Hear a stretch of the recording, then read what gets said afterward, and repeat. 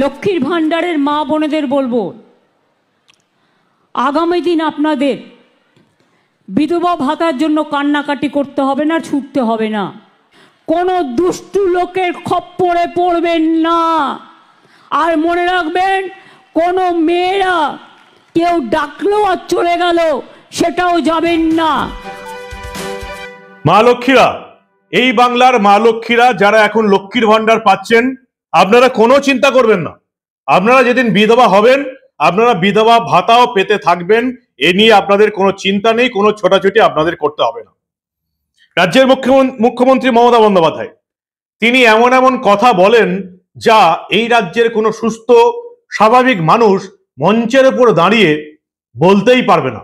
তাই তো তিনি মমতা বন্দ্যোপাধ্যায় আমাদের 3 বারের মুখ্যমন্ত্রী, তাই নয়?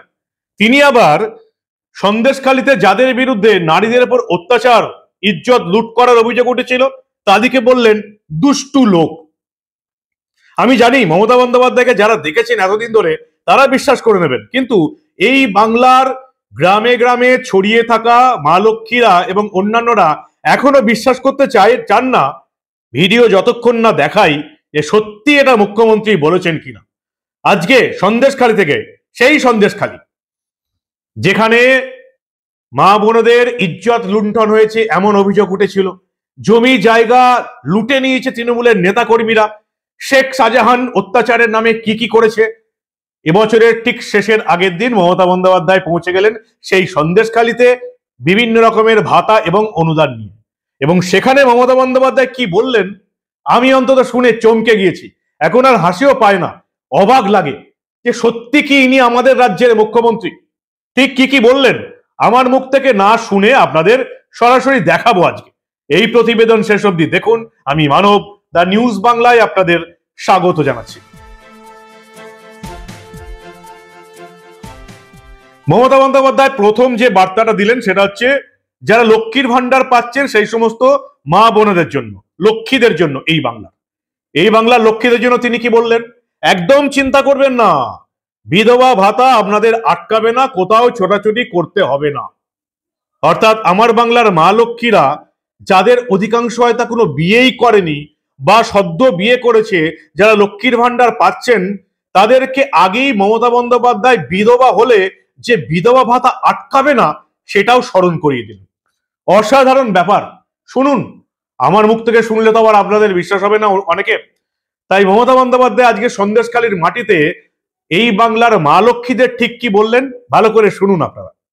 বিদ্যুৎ থেকে শুরু করে, জল থেকে শুরু করে নানা রকম, তাছাড়াও বিনা পয়সায় খাদ্য, লক্ষ্মীর ভাণ্ডার। লক্ষ্মীর ভাণ্ডারের মা বোনেদের বলবো, আগামী দিন আপনাদের বিধবা ভাতার জন্য কান্নাকাটি করতে হবে না, ছুটতে হবে না। এই লক্ষ্মীর ভাণ্ডার যারা পাচ্ছেন এবং যারা এখনো পাননি, যারা পাবেন, মনে রাখবেন শুধু 60 বছর পর্যন্ত নয়, যতদিন বেঁচে থাকবেন ততদিন এই ভাতা পেয়ে যাবেন। অর্থাৎ সারা জীবনের জন্য। এটা মা বোনেদের অধিকার, এটা মা বোনেদের সম্মান, এটা মা বোনেদের বেঁচে থাকার জন্য, জীবন যন্ত্রণা থেকে মুক্তি পাওয়ার জন্য একটা লক্ষ্মীর ভাণ্ডার। সন্দেশখালীতে যে সমস্ত তৃণমূল নেতাদের বিরুদ্ধে, কর্মী সমর্থকদের বিরুদ্ধে মা বোনেদের ইজ্জত লোটার অভিযোগ উঠেছিল, মমতা বন্দ্যোপাধ্যায় প্রকারণে তাদেরই ওই দুষ্টু লোক বলার চেষ্টা করলেন। দুষ্টু লোক মানে নিজের ভাইয়েরা ওই নারীদের ইজ্জত লুণ্ঠন করে, মান সম্মান নিয়ে টানাটানি করে, নিজেদের খাটে শুইয়ে একটু ওই দুষ্টুমি করে ফেলেছে। অবাক হয়ে গেলাম জানেন, যে এত কাণ্ডের পরেও এই সমস্ত দুষ্কৃতীদের, যাদেরকে যাবজ্জীবন জেলে আটকে রাখার দরকার ছিল, যাদের অনেকের বিরুদ্ধে এখনো মামলা চলছে, তারা দুষ্টু লোক। একে স্কুলের বাচ্চা নাকি, একটু দুষ্টুমি করে ফেলেছে। মমতা বন্দ্যোপাধ্যায় নিজের ভাইদের আর কতদিন এই কোট আনকোট দুষ্টু লোক বলে আড়াল করার চেষ্টা করবেন সেটা আপনারাই জানেন। কারণ আপনারা ভোট দিয়ে যতদিন বাংলার মেয়েকে রাখবেন ততদিন আপনাদের এই রকমের দুষ্টু লোকের পাল্লায় পড়তেই হবে। কি বললেন মমতা বন্দ্যোপাধ্যায় শুনুন আরেকবার। সবাই ভালো থাকবেন আর মিলেমিশে থাকবেন, কোনো দুষ্টু লোকের খপ্পরে পড়বেন না। আর মনে রাখবেন, কোনো মেয়েরা কেউ ডাকলো আর চলে গেল সেটাও যাবেন না।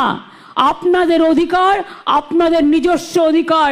সরকারি যখন প্রজেক্টের পরিকল্পনার জন্য চেষ্টা করবেন, সরকার দুয়ারে সরকার করবে, আপনার দরজায় আসবে, আপনি তাকে বলবেন, সে আপনার কাজটা দেখবে। আর যদি কেউ আপনাকে ভুল বোঝায়, মিথ্যে কথা বলে, আমি জানি এখানে অনেক টাকার অঙ্কের খেলা হয়েছে, পরে দেখলেন তো সবটাই ভাওতা।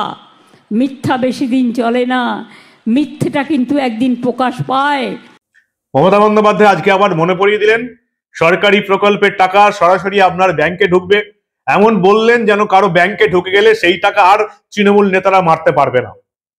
সরাসরি নাকি ব্যাংকে ঢুকবে এবং কাউকে টাকা দেবার কোনো প্রয়োজন নেই। অর্থাৎ মমতা বন্দ্যোপাধ্যায়ের কানেও এই খবরটা আছে যে সরকারি প্রকল্পের টাকা তার দলের নেতা নেত্রীরা যারা উপভোক্তা তাদের কাছ থেকে চেয়েই থাকেন। যারা সরকারি প্রকল্পের টাকা কারো কাছ থেকে কাটমানি হিসেবে নিচ্ছে, ঘুষ চাইছে, তাদেরকে শাস্তি না দিয়ে বাংলার নারীদের, বাংলার মহিলাদের, পুরুষদের ঠিক এভাবে ভাওতা দেওয়ার চেষ্টা করলেন। কি বললেন শুনুন আপনারা। পরিষ্কার বলছি সকলকে, মনে রাখবেন, গ্রাম সভা পঞ্চায়েত সমিতিকে আমাদের দরকার।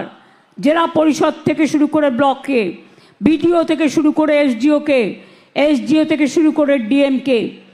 কিন্তু আমরা যে স্কিমগুলো দিচ্ছি, এই স্কিমগুলোর জন্য কাউকে কোনো পয়সা দেওয়ার দরকার নেই। এটা গভর্নমেন্টের টাকা, আপনি পাচ্ছেন সরাসরি ব্যাংকের মাধ্যমে, তাই কাউকে কোনোদিন কেউ চাইলেও দেবেন না। মনে থাকবে, মনে থাকবে,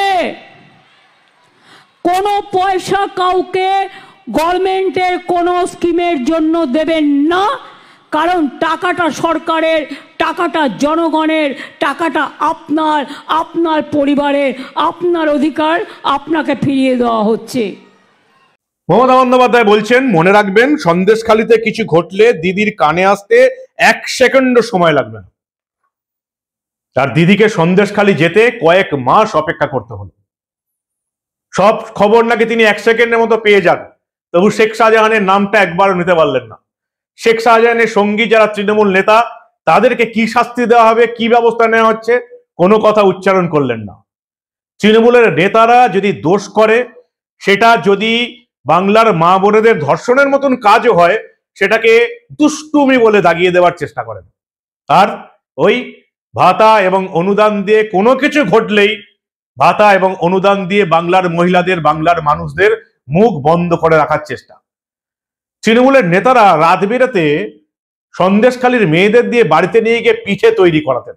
মমতা বন্দ্যোপাধ্যায় পিঠের কথা বললেন, কিন্তু সেই পিঠে তৈরি করাতে গিয়ে কি পরিমাণ অপমান, লাঞ্ছনা এবং নিজেদের ইজ্জত নিয়ে টানাটানি করতে হয়েছিল এই সন্দেশখালীর মেয়েদের, সেটা ভুলে গেলেন। মমতা বন্দ্যোপাধ্যায় পিঠে সংস্কৃতির কথা বললেন, শুনুন আপনারা।